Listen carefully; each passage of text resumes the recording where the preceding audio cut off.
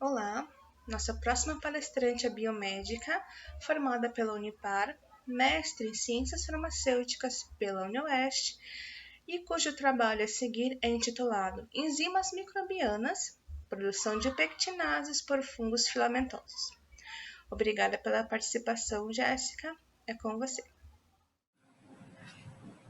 Olá, pessoal, tudo bem? Meu nome é Jéssica, eu sou biomédica habilitada em patologia clínica pela Unipar, sou supervisora no Laboratório Álvaro e também aluna do programa de pós-graduação em Ciências Farmacêuticas pela UniOeste. Bom, o objetivo, de eu estar aqui hoje é para trazer para vocês um pouquinho dessa parte de enzimas microbianas e produção de pectinases por fungos filamentosos, tá? Bom, antes de a gente iniciar, de fato, essa parte de pectinase, de fungo filamentoso, eu trouxe aqui para a gente relembrar um pouco, das principais características de uma enzima. Primeiro, são substâncias orgânicas geralmente de natureza proteica. Por que eu falo geralmente? A gente sabe que a gente tem as ribozimas, que são moléculas de RNA, e que de fato exercem um papel enzimático dentro da célula. Outro ponto importante é que essas enzimas têm função catalisadora, ou seja, elas atuam aumentando a velocidade de reação e diminuindo a energia de ativação. Então, a gente consegue observar ali no gráfico que, sem a enzima, a gente tem um consumo maior de energia, quando comparado à reação com a enzima. E outra característica também importante é essa questão de especificidade do substrato, Então, toda enzima tem o seu substrato específico e ela exerce sua atividade se ela tiver essa ligação, essa conformidade que um completa o outro, na questão do termo de fala chave-fechadura. Bom, para destacar, então, a importância das pectinases, a gente estima, então, que 75% de todo o mercado global de enzimas comercializadas na indústria de alimentos sejam pectinases, Então, é um número bem relevante. E as suas principais aplicações, incluem, então, a questão da clarificação, dos sucos de frutas, do vinho, a fermentação do chá e do café, a questão da extração do óleo vegetal, a aplicação também nas indústrias de alimentos pré-bióticos, onde elas atuam melhorando as fibras pépticas, também na questão da ração animal, dos produtos ali que são destinados à alimentação animal, a questão do melhoramento, da fibra de celulose, para a questão da extração do bioetanol, e até mesmo nessa questão de tratamento de água residual industrial. Então, pela foto ali acima, a gente consegue observar a nítida diferença entre uma água tratada e a que não é tratada, certo? Seguimos, então?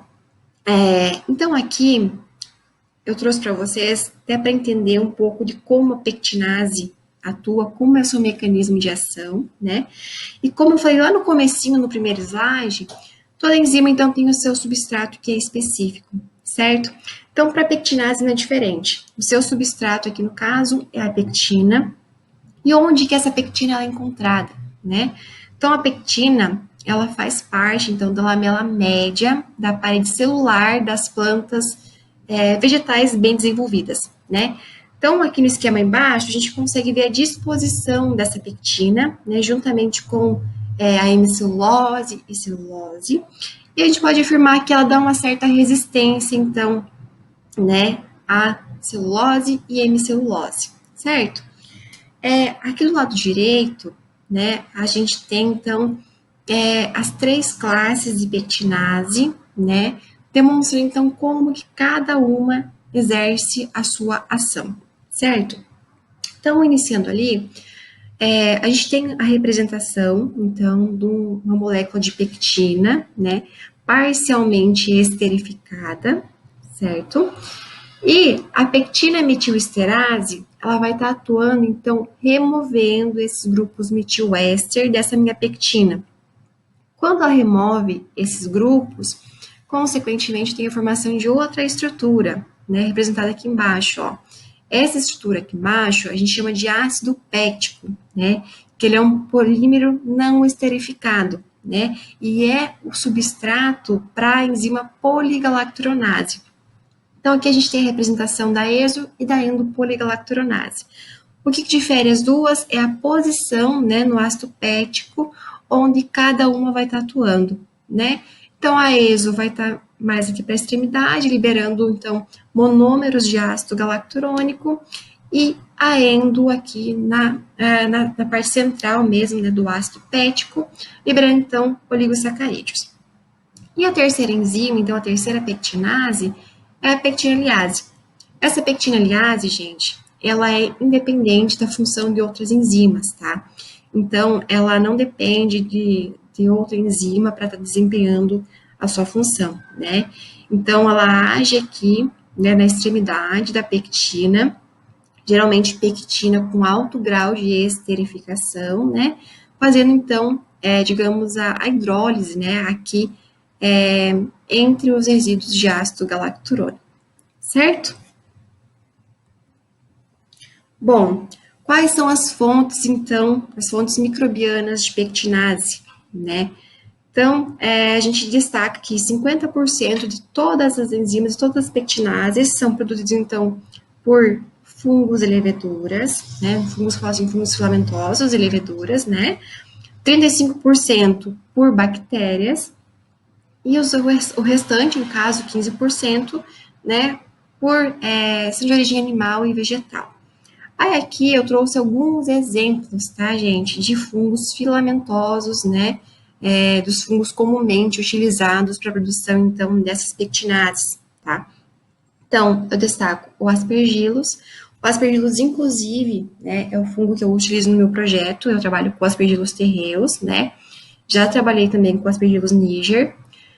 O Rhizopus, a Trichoderma, o Penicillium, o Fusarium. Então, esses são apenas alguns micro-organismos, alguns fungos filamentosos que eu consigo estar empregando, né, para a produção de pectinase.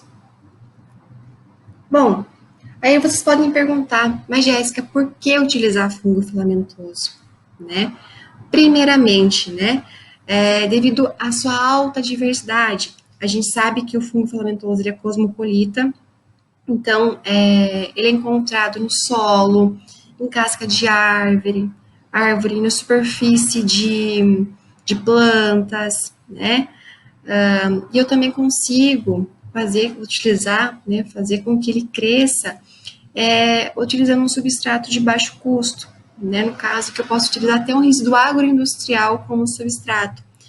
Nisso, gente, eu tenho um ponto bem importante, né, porque eu vou estar conseguindo fazer com que o meu fungo cresça, né, utilizando uma fonte de baixo custo e provavelmente seria descartado. Então, eu vou estar reaproveitando essa matéria que provavelmente seria lixo, né? Aí também tem a questão da facilidade de cultivo, então, o fungo que cresce com muita facilidade, né?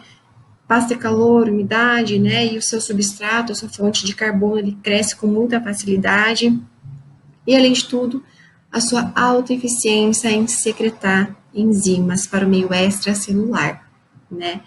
Então, essa é uma das principais características e que faz com que os fungos filamentosos sejam os principais escolhidos, né, para essa questão de secreção de enzimas, tá? A gente pode até usar uma enzima intracelular, né, utilizar a enzima de bactéria, de levedura, só que o meu processo, né, ele vai ser muito mais trabalhoso, né, porque eu vou ter que romper essa célula, né, ter que romper a célula, então, por um processo de trituração, vou ter que utilizar um tampão adequado, eu vou ter que centrifugar, filtrar, então, assim, nisso eu incluo ali mais 2 a 3 etapas, né, em comparação, né, ao fungo filamentoso, que é simplesmente separar o micélio do extrato bruto, que já está prontinho, né, então, essa é uma das vantagens, né, então, pelo fato de a gente utilizar tanto fungo filamentoso para essa secreção de enzimas. Bom, essa questão, gente, de produção, né, de enzima, né, do fungo, né, de usar um micro-organismo adequado para essa produção, vai muito também das condições de cultivo a que eu submeto o meu fungo, tá? Então, eu tenho que avaliar, levar em consideração vários aspectos, né, vários pontos, e aqui eu listei alguns, tá? Mas são vários. Então, primeiramente, qual tipo de fermentação eu vou utilizar? Eu vou usar uma fermentação submersa, uma fermentação em estado sólido, né? Que tipo de meio, né? Vai ser um meio suplementado, né? Vai ser um meio com quantos por cento de suplementação, né? Qual que é a fonte de carbono que eu vou estar utilizando, né? O meu meio, ele vai ser estacionário, vai ser sob agitação, né? Qual a melhor temperatura para o fungo? Ele é um mesófilo, ele é um termófilo, né? Qual o pH? Qual o pH meu fungo ele cresce melhor? Em qual pH eu tenho uma maior produção de pectinase, né? Em quanto tempo? Em quanto tempo eu tenho esse crescimento, né? E a gente tem que levar em consideração aqui também que nem sempre crescimento está relacionado, tá, à alta produção da atividade enzimática, tá? Então, muitas vezes a gente fala, o micélio cresceu tão fininho, cresceu pouco, né? A gente talvez fica, né, com o pé atrás achando que a gente não vai ter uma alta produção de enzima, né? Então, nem sempre, né, o crescimento fúngico está relacionado à produção, né, à alta produção de enzimas, tá? Bom, depois então que a gente considera, né, as melhores condições, então, para o crescimento, no caso do meu fungo, né, eu vou avaliar então aí a questão da pectinase, né? Então, a caracterização da pectinase. De nada adianta, né, eu conseguir com que o meu fungo produza a pectinase e não caracterizar, né? Então, aqui eu trouxe alguns pontos, né, que são bem importantes nessa parte, né, que seria a caracterização, então, como eu já havia comentado. Então, eu preciso avaliar o efeito e a estabilidade, né, da minha enzima frente aos diversos pHs, o efeito e estabilidade da minha enzima a diferentes temperaturas, né, então, nisso eu vou determinar qual a melhor temperatura, né, para a minha enzima ter uma maior atividade, o efeito dos diferentes íons, né, sobre essa atividade enzimática, a questão da ativação e inibição dos produtos de hidrólise, né? Então, eu tenho que ver se o produto que vai ser gerado da minha hidrólise talvez acabe até inibindo a minha atividade enzimática, então isso tem que ser avaliado, né? A especificidade do substrato também. E, acho que um dos mais importantes, conhecer a cinética da minha enzima, como que essa enzima trabalha, como que essa enzima atua, como que é a sua velocidade de reação. Então, tudo isso é importante para que eu consiga aplicá-la lá na frente, tá? Aí a questão de purificação, gente, nesse caso, como a gente está falando de pectinase, e a pectinase, ali, como eu falei para vocês anteriormente, ela é principalmente utilizada nessa parte de indústria de alimento, é super interessante que ela esteja pura, né? Então, nisso, eu trouxe algumas metodologias aqui, né? Algumas, né, tem várias, eu trouxe as principais, né? E as que eu utilizo. Então, a gente tem a cromatografia de troca iônica, né? Que digamos que é um processo inicial para purificação. A gente tem também a coluna de geofiltração, HPLC, e assim por diante, né? Então, são várias etapas, são várias formas que eu possuo, né, para estar purificando a minha enzima, tá?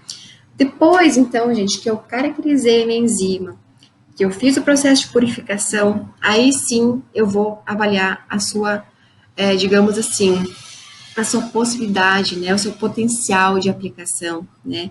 Aí sim eu vou falar, olha, essa enzima aqui, ela pode ser aplicada nisso, nisso, nisso. Ela pode ser aplicada nessa clarificação de suco, pode ser aplicada na indústria de ração animal, né?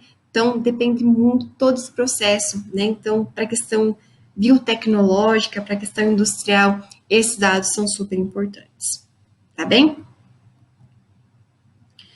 Gente, espero que vocês tenham gostado, né? Foi uma satisfação imensa estar aqui com vocês, tá? E espero revê-los futuramente, tá bom? Até mais, tchau, tchau.